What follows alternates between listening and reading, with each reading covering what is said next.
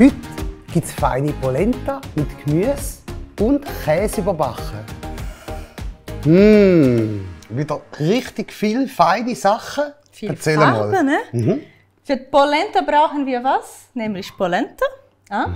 Dann haben wir verschiedene Gemüse, Käse zum Überbacken, Pelati, verschiedene Städtegewürze. Ich nehme aber noch Bouillon, natürlich Herdöpfelgewürz und ein bisschen Olivenöl. Vielleicht riechst du.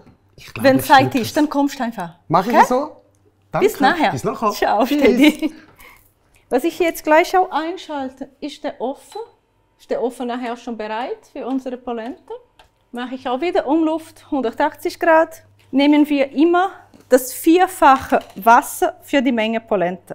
Anstatt mit Salz nehme ich Stedi-Bouillon. Wir bringen dieses Wasser hier mit dem Bouillon zum Kochen. Ein bisschen runter mit der Hitze und dann Polenta rein.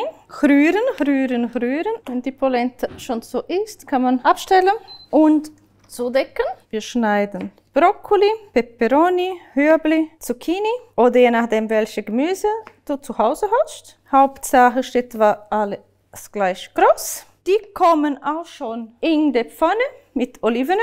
Alles zusammen da rein tun, anrösten lassen. Gemüse ein bisschen so rühren. Dann gebe ich dazu schon mal Pelati. Gebe aber hier zu dem Gemüse noch schnell ein bisschen Gemüse gewürzt. Und für unseren gewöhnten Geschmack ein bisschen Herdöpfelgewürz. Unsere Gratinform vorbereiten. Ein bisschen Olivenöl am Boden. Ich verteile das Olivenöl so. Dann kommt die Polenta da rein. Ich mache nämlich den Käse hier und erst dann die Gemüse drauf. Und zwar genug davon. Ein bisschen machen wir noch oben drauf, aber ganz ein bisschen. Genau, dann können wir die Gemüse schön da drauf verteilen. Eine farbige Polenta und dann der Rest vom Käse hier.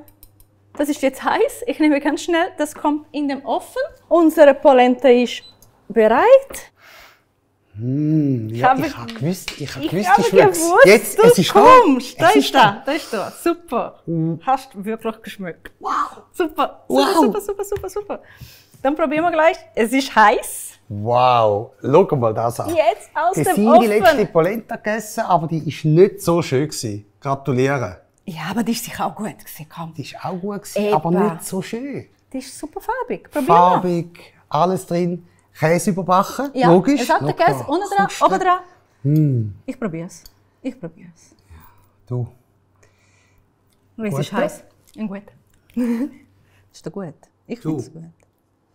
das ist, glaube ich, die geilste Polenta, die ich je gegessen habe. Krass. Also wirklich, sorry, fantastisch trifft es nicht einmal im Ansatz. Exorbitant, würde ich jetzt dem sagen. Wow! Höher geht nicht mehr. Ich hoffe, das ist wiederholbar. Also, probieren. Super. Sensationell. Sehr gut.